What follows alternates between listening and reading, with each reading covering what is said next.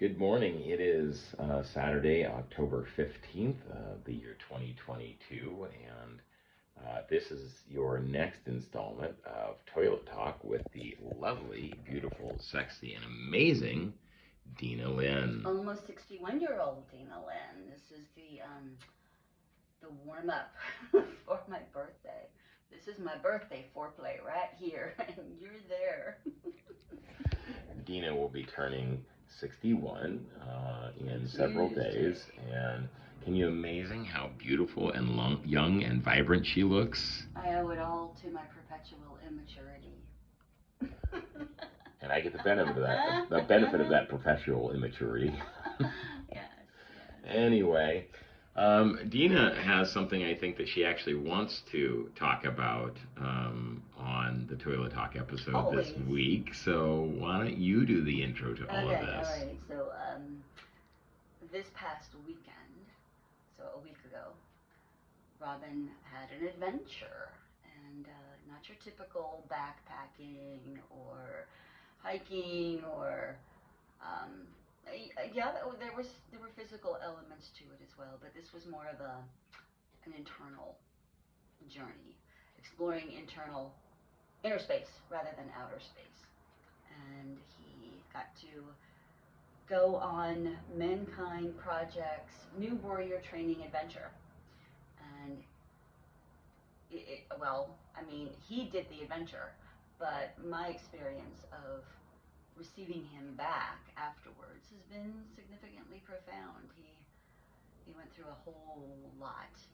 and there's much that can't be said. First of all, I wasn't there, so he's only shared with me what he felt comfortable sharing. There's much about the weekend that is not discussed outside of the weekend, not because it's secret so much as it's sacred. And there's a difference between those two things. It's not to deprive anyone else who would go through it. They don't want to deprive someone of the actual experience themselves. No expectations, no preparation. Show up as you are. You get met as you are, and you get to encounter yourself on a deeper way. So Robin got to do that, and the man I've always seen in him these past almost 9 years, he's coming out more and more. Robin is more in touch with different aspects of himself that have been under the surface. Some may be more dormant than others, but in general, he's stepped into the fullness of who he is, and it's been showing up for the past week. So it seems less of a post-workshop high and more of a something he's developing or getting more in touch with. You know, it's like the analogy of the golden Buddha. Who we actually are is always there underneath us. It gets covered over with layers of conditioning and compensation and ways that we interact with the world. Our masks, our personas that we put onto us to protect ourselves, to protect that treasured part of us inside. And it's not a part that we necessarily want to share with everybody all the time because of its preciousness. But it's also the source of our strength. So the golden shadow, discovering that part of ourselves and reclaiming it. And I've been watching this man do that all this week, and I've been the recipient, the benefactor to much of that, and not just me. It's hard to put into words, but and he's become a dancing fool. You know, he's dancing all over the place. The former dude who was adverse to dancing has become the happy dancer, like I was the previous unhappy camper, and he's introduced me to the world of backpacking, and yeah, it's pretty cool how we've cross-pollinated all that. So that's what I wanted to talk about. I want to hear him say what he wants to say about this weekend and how it's impacted him. So take it over. Well, thank you. I guess I would make a slight modification on the secret and sacred comment. I think that it is actually both secret and sacred. Confidentiality is a really important part of what the Mankind Project demands of their participants and members, because for the reasons that Dina had talked about, some of the power of the experience of what we go through on a New Warrior Training Adventure weekend, well, not all, much, we'll figure it out. Much of the power is derived from the nature of the entire experience itself as it's been planned and engineered, and to know what's coming up is going to take away the powerful experience of what's encountered from every moment of involvement with the training, both in the weeks leading up to it, the sense of secrecy, impending surprise. There's anxiety, curiosity, and there's no information on what you're going to be facing except some very, very, very simple and basic notes, to the processes and intimacy which is shared throughout the entire weekend. To have previous knowledge of them, foreknowledge of them, the first time around, robs the people of the profound and deep experiences, which are really what this weekend are really all about. It's about getting in touch with things which we haven't had access to, diving into the world of our own shadows, of our own psyche, of our own trauma, and rediscovering and reclaiming what's down there. And so secrecy and sacredness are both really, really, really important. The parts that I can share are those which have to do with my own personal sacred experience, as they pertain to how I feel, and what I've discovered, not how I discovered it, and what through what process or through what experiences which I can't share. So there's some I can say and a lot I can't say, which is really rather befuddling when trying to describe what it's like. But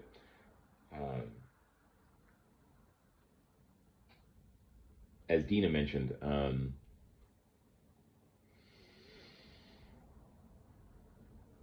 I've been stepping into power and personal knowledge, personal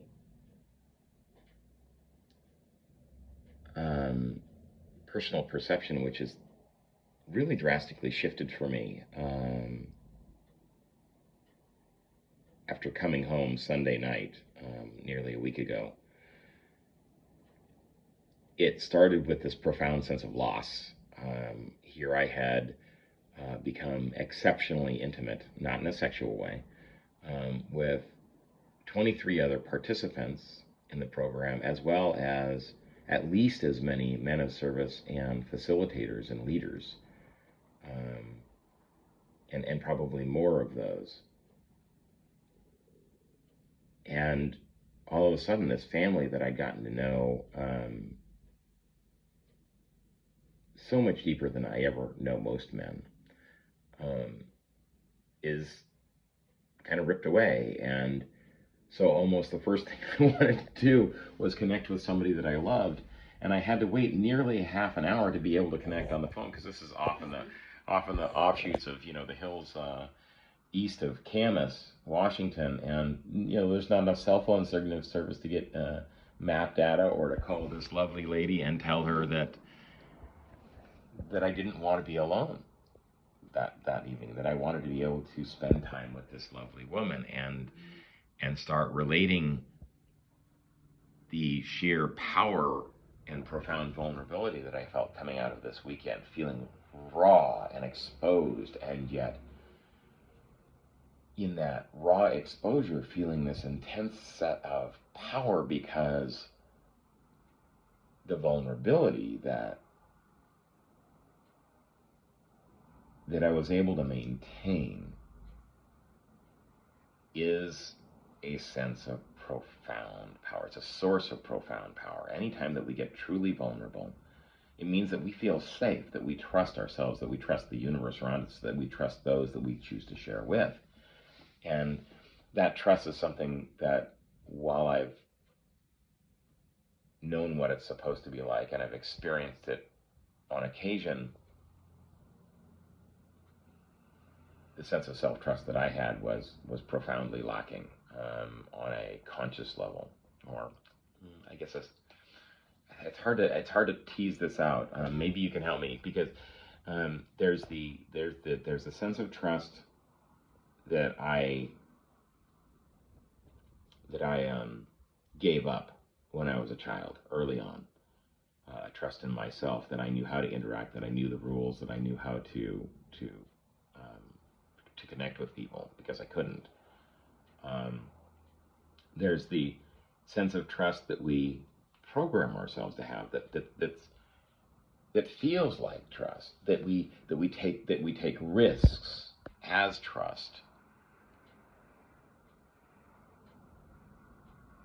And then there's the soul level trust, which we get in touch with when we know that everything is okay the way it is, that we're going through what we need to go through, and that everything was working out as it should.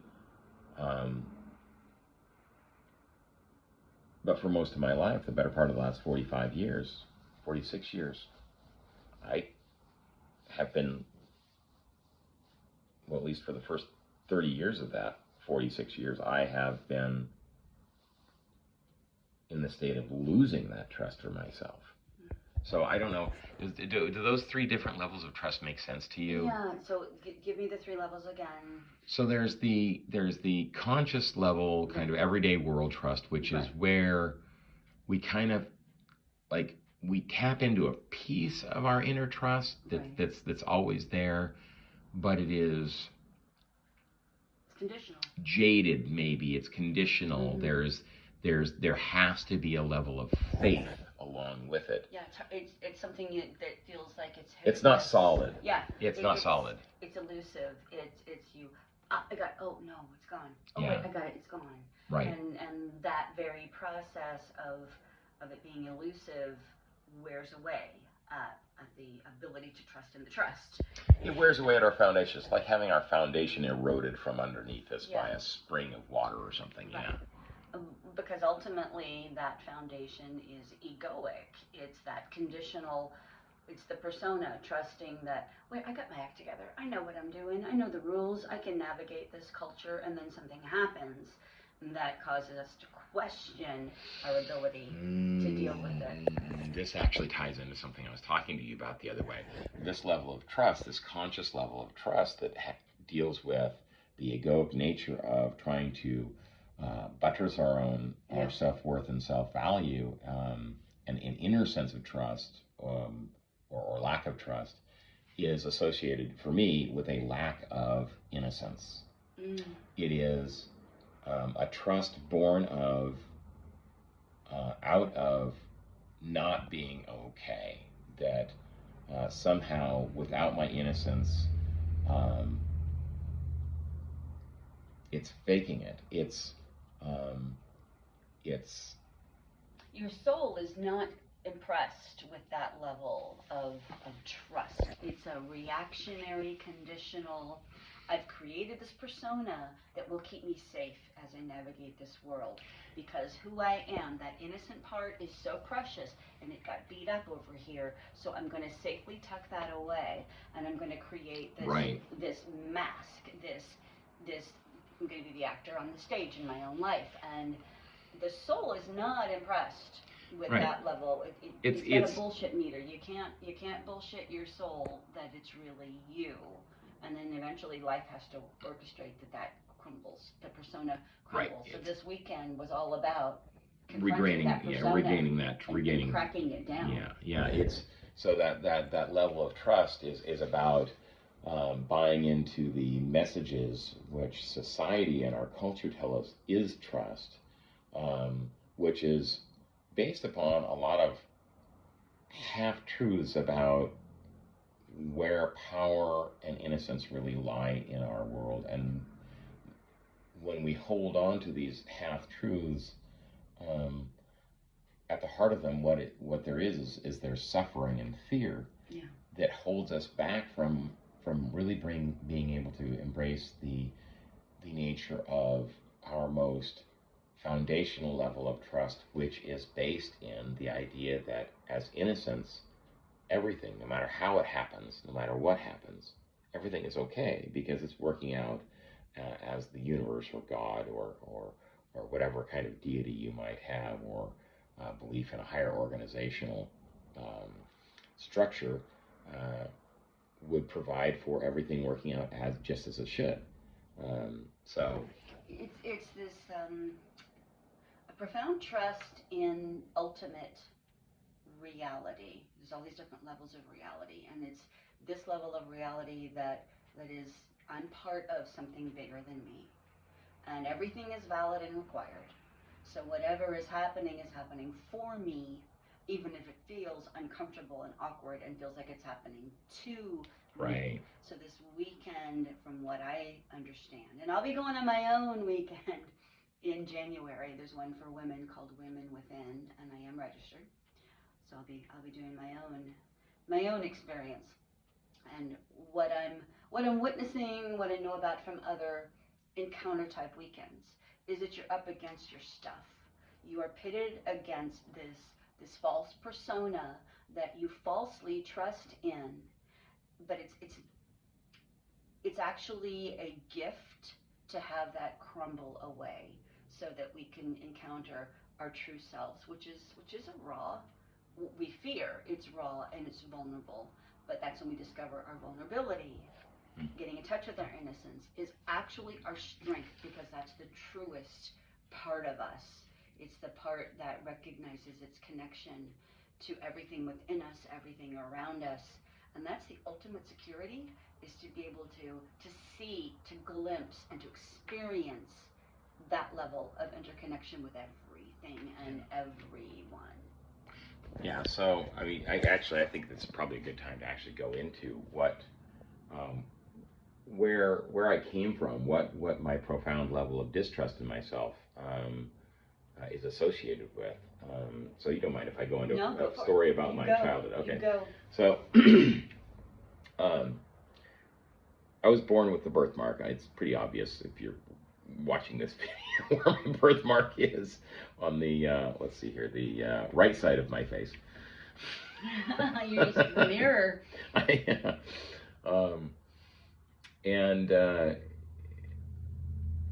you know, for a good, well, for nearly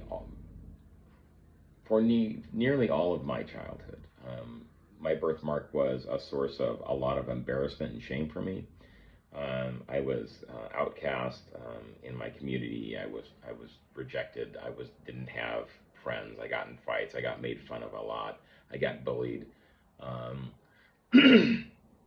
and for the first 3 years of grade school, I pretty much spent most of my time fighting. Now the problem with this is not so much that it was happening, because it's pretty common in grade school for kids to do this with one another. Um, at least that was my experience. It wasn't uncommon at all back when I was growing up in the 70s, and there was purpose to it. Maybe not always the most noble purpose, but it helped kids establish boundaries, what they were okay with and what they weren't. And so my parents were pacifists, though, and progressive leaning in their beliefs, and we were growing up we were living in, and I was growing up in, a really ultra conservative Christian community. And so there was a lot of difference in value structures between myself and the kids that were my peers. When I didn't find the ability to connect with my peers, because I thought my birthmark was standing in the way, I decided to, well, I don't know that I made a conscious decision, but I discovered the world of fantasy and science fiction. And so what I couldn't gain inside my relationships with my peers, my friends, 'cause I just didn't have any really to speak of, I found that connection inside, um, science fiction and fantasy writing. And it spoke to the values that I held dear and the concepts that I would like to see developed in the world. And it was very, forward thinking, future seeking. And this isolation, embarrassment, shame about who I was, how I was, continued on well into my adult life, until I finally just started discovering that I actually had value, that people actually liked me, that people wanted to hang out with me. And then here about 4 years ago, I realized, and maybe it's only been like 2 or 3 years, I don't know, that the lack of connection that I felt with my community growing up, with my peers growing up, had nothing to do with my birthmark. I looked around all the time and saw people in wheelchairs, paraplegics, people with cleft palates, and all of these different, cerebral palsy, and all of these different conditions, being able to develop friendships in this community where I couldn't get any connection at all. And it dawned on me, 2, 3 years ago, that this wasn't about my birthmark. This was about the fact that I was a child who was trying to connect through empathy and compassion and deeper forms of communication, because that's what I was getting from my parents and my family. And the other kids that had more conservative values simply couldn't relate to me. They had no means to be able to actually reflect back what I was trying to offer of myself. So, running back, let's see, had I forgotten anything in there that you remember that I described?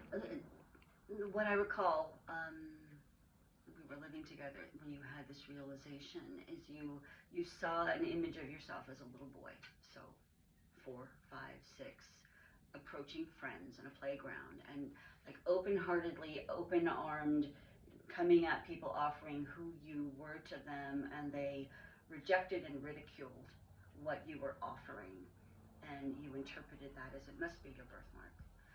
But you later realized, as an adult looking at this, that you were emotionally overwhelming them. You were so vulnerable with them that it stirred something in them that they weren't prepared to look at in themselves. You were triggering the realness of them, and they had been trained to shut that shit down. Don't let that out.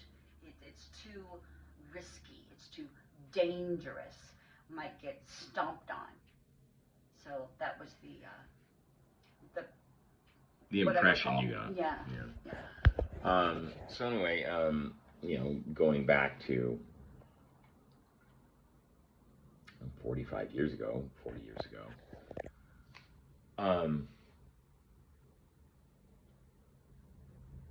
I was this child that was getting into fights, but I wasn't supposed to, because my parents were pacifists. So, of course, my response was, because I was a responsible young child and I loved my parents and I wanted to make them happy, I stopped fighting. I was supposed to turn the other cheek, or turn around and walk away, or tell a teacher, if I was getting bullied, or I was getting picked on. Interesting, the turning the other cheek. Yeah, I know. What I learned about myself was that it wasn't okay for me to have boundaries and to feel safe, to assert myself in a way which is going to allow me to gain standing with my peers. And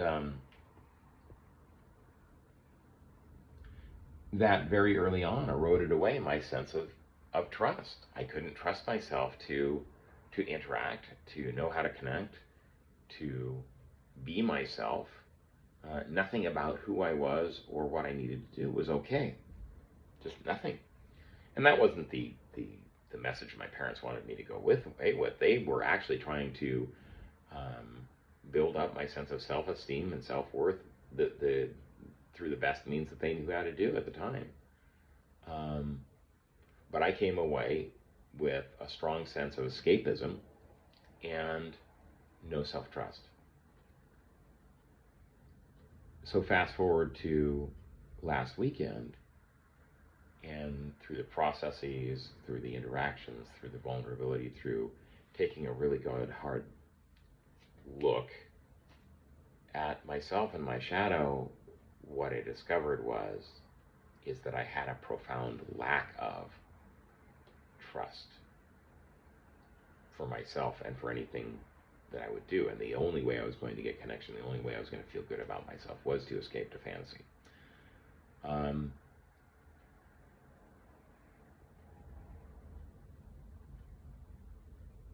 And that hit really hard. That hit really hard because my entire life I've felt like I've had no voice. Like I have no right to speak, like I have no power to speak, and like I have nothing to say that anybody else is going to be interested in.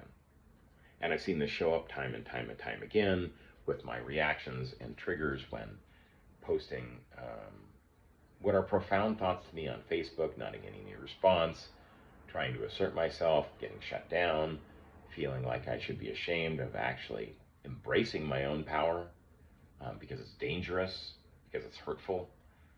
I can't even tell you the number of messages that this is tied up in that I haven't even made realizations about yet. And since coming back out of the weekend and developing or reintroducing myself to this profound, deep trust, it's been just kind of this whirlwind of realization after realization after realization, insight after insight after insight, the willingness and ability to put myself out in a vulnerable way with experiences and poetry and writing and prose, which in today's world is highly controversial and very polarizing. Just being able to speak the truth that I've got has become a joy. And in getting in touch with other parts of myself that have been stuffed and shoved to the side, like enjoying music. Thursday night, I put on some music to shower to. I don't know why, but it was dance music. Did a search for Uptown Funk and turned on the station with Pandora and started listening to any music that came along that was associated with the station. And I'm just sitting there grooving out in the shower, and I can't stop moving. And this has been going on now for about 36 hours. Like any chance that I'm sitting still, it's like I end up putting this music on, and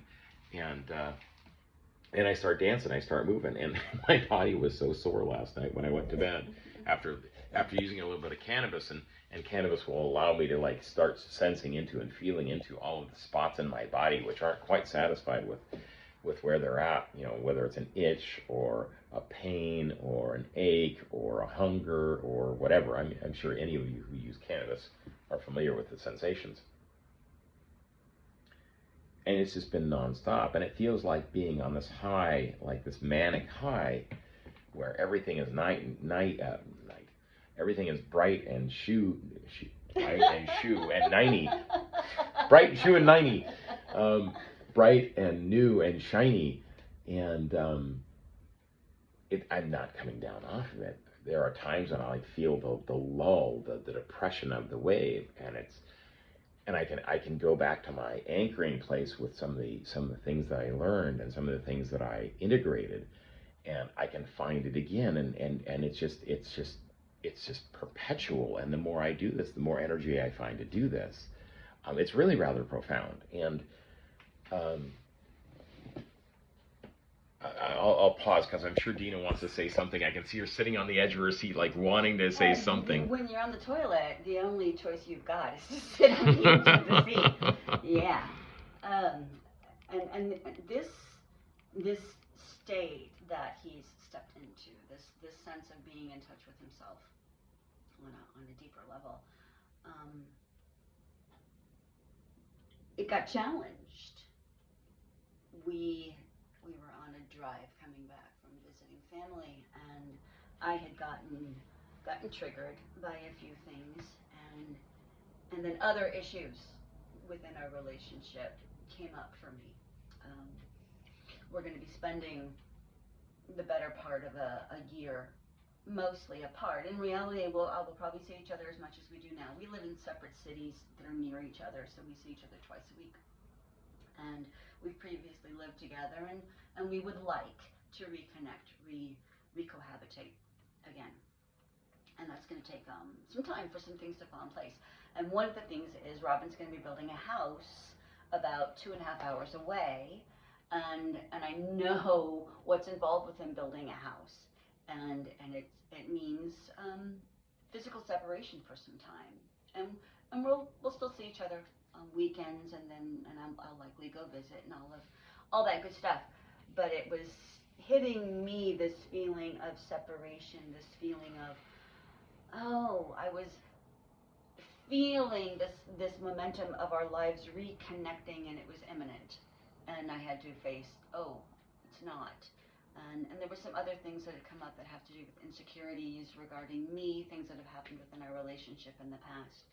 And so all of this stuff just kind of came out, and it was a perfect storm set up for what previously would have been conflict between us, where my trigger would have led to him being triggered, and he didn't. And I was triggered.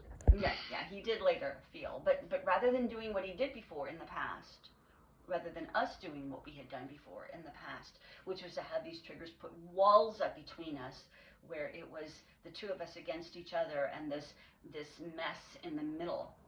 It was, he looked at it, he felt the feeling. I mean, I can't describe his internal process, but what I experienced was he faced it, and then he came with me alongside, and it was the two of us looking at this thing in front of us. And he didn't retreat. He didn't withdraw. He didn't shut down. He didn't. The reaction was what he felt within him. It didn't get lashed out anywhere. He owned it and dealt with it. And that's new since we've both come back together, but it was particularly profound in this situation. And then in the middle of my emotional storm, he grounded himself and became this bastion of strength that allowed me to feel anchored and grounded in where I was. And the tumultuousness, the storm within me calmed down, and I could sense his presence, and he was available to me. It wasn't his need versus my need, but it was, he was just present. He was fully present. And that's what I've sensed most since he's gotten back, is that he's right there. He's fully there. Everything from when we're having a conversation, hugging me, sexually, everything. He's like fully present, fully embodied. He's bringing all of himself to the table. And it just hit the 33 mark right when I said that. I love the number 3. It's a birth time thing for me. So I'm feeling this place of excitement, enthusiasm, curiosity. You know, what else is there to explore in this man? And none of this is new in the sense of, whoa, I didn't know that about you. We can't completely repress everything, and I have seen all of these aspects within him over the past 9 years. Sure. I've always known that he's and I've recognized them too. That's not to say that I was without foreign. Yeah, I wasn't without beautiful and honorable attributes before this weekend. This was about a lot of who I was showing, very much so. I enjoyed the person that I've been, but it was really about getting the last vestiges, or at least some of the last vestiges of a shadow out of the way of letting it shine through, like talking through, like seeing a silhouette through a white curtain with a backlight, and then moving the curtain away so that people can actually see all of you. It's like It's like the uncovering of, like she was talking about with the golden Buddha. It's always been there. You could always see the shape. You could always see what it was. Now there's just this added light and accountability and responsibility and vulnerability to it. It's like you take away the cover and you're more vulnerable. You take away the mud and you're more vulnerable. And with that vulnerability comes the ability to really, really shine through. And vulnerability is not weakness. It's strength. It's Profound strength. Yeah. Because it's the real us. And we're no longer trusting in the persona, we're trusting in the real us. And we all have access to that.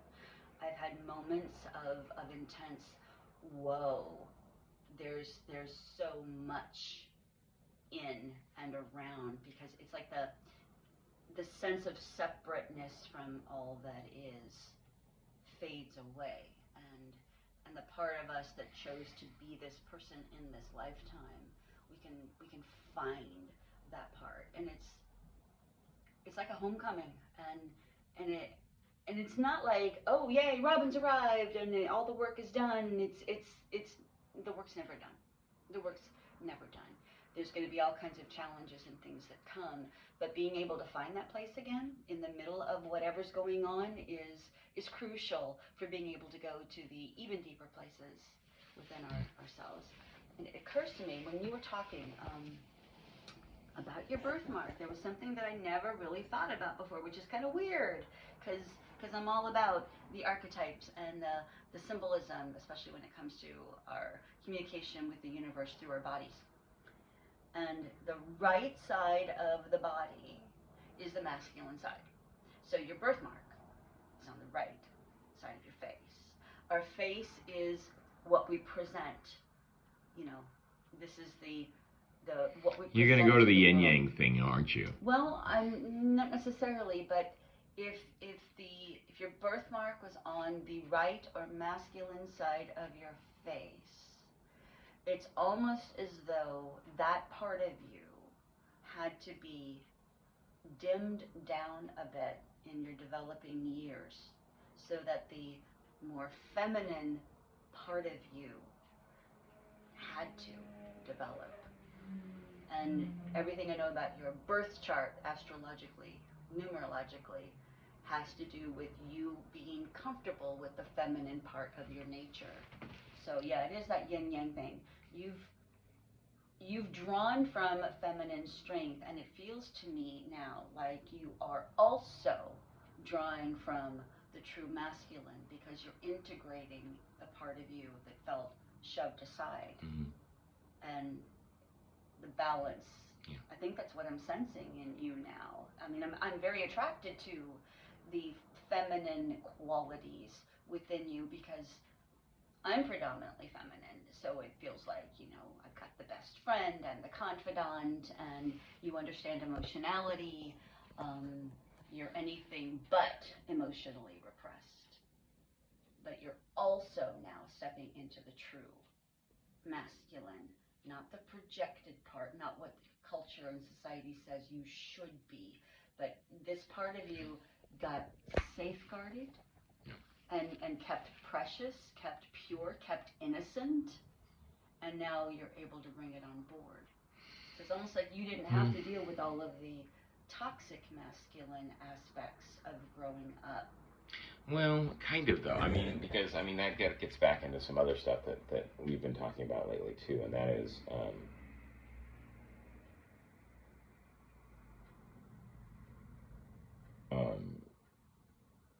the toxic masculine in general.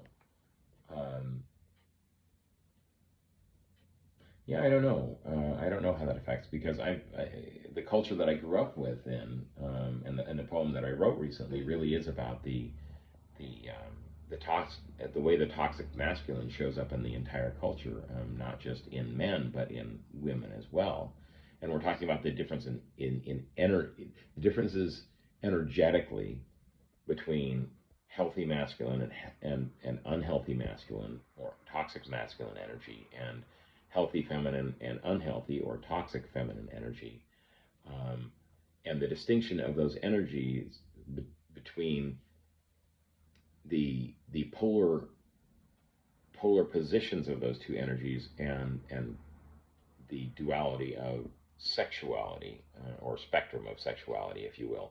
But the male and female is not the same as the masculine and feminine.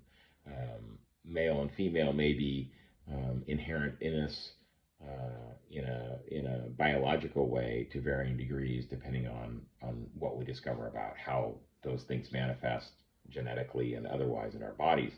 But masculine and feminine energies are present in all things, including us. And so, how we manifest those masculine and feminine energies, both their respective uh, percentages that we carry with us, or the balance of them, as well as the nature of whether or not they're toxic and repressed or healthy and vulnerable, um, are two distinctly different things. So Yeah, well, I remember when we first met, and you were talking about your birthmark and what you had gone through, and what it meant to you, and how it had impacted you, and you said you were grateful that you had your birthmark, mm-hmm. because otherwise, I think this is a direct quote, you said, otherwise I would have been a huge brick. And it's and I'm not opposed to huge pricks. I just want to put that out there. But I would have been a huge prick, not that I have a huge prick. Distinctly different comment. Yes, yeah. And it occurs to me, with you growing up where you grew up, surrounded by the boys and men who we could say were all about repressing the feminine in themselves and exhibiting severe masculine that could grow up to become what we might call repressed toxic masculine, your birthmark spared you that because you were excluded from being in the in group with that subculture. Well, you got to be you got to learn to be yourself. Well, to a degree, yeah. I didn't get to be myself because I didn't learn to embrace the healthy masculine portions of myself, the parts that are assertive, that create boundaries, that can stand up for and truly get in touch with my deeper self, all of it. But what I was shown is I was shown what toxic masculinity looks like, and how it's developed.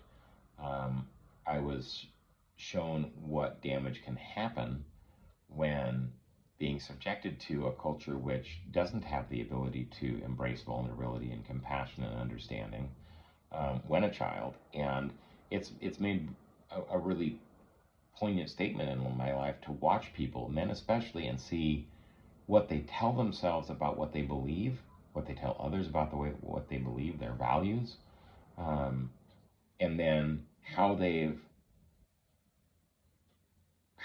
cut off part of their emotional response because they don't believe that those values actually have a place in this world. So resentment and anger are really big emotions in men, because as children we start out having both senses of healthy feminine and healthy masculine energy. We're curious, we're compassionate, we're understanding.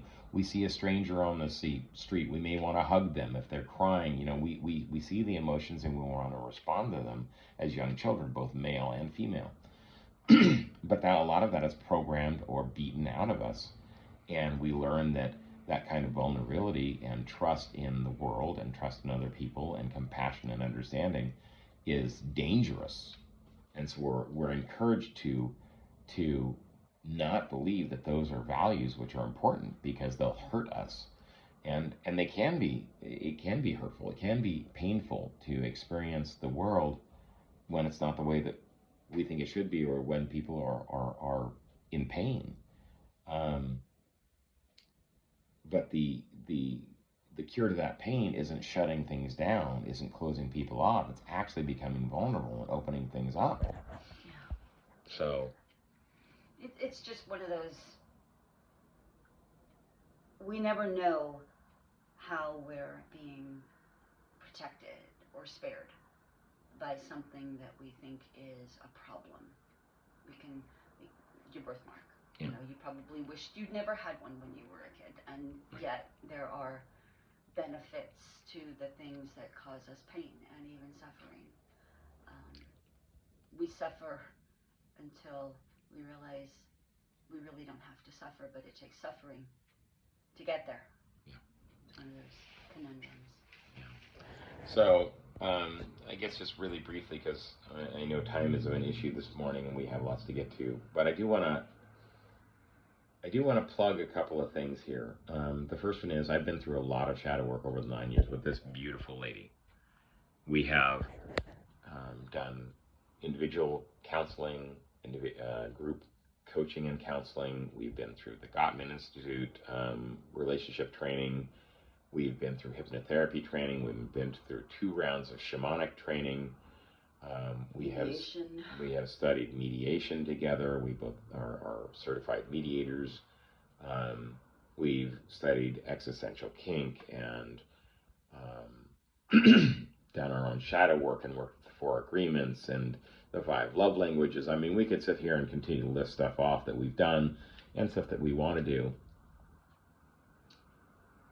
And so going into this weekend, I was no stranger to shadow work. I didn't know what I was going to get out of the weekend, but I was no stranger to it. In my life, I've also done week-long personal training intensives, personal improvement intensives. And what I can honestly say about this weekend is that all of the shadow work that I've done over the last year and a half or 2,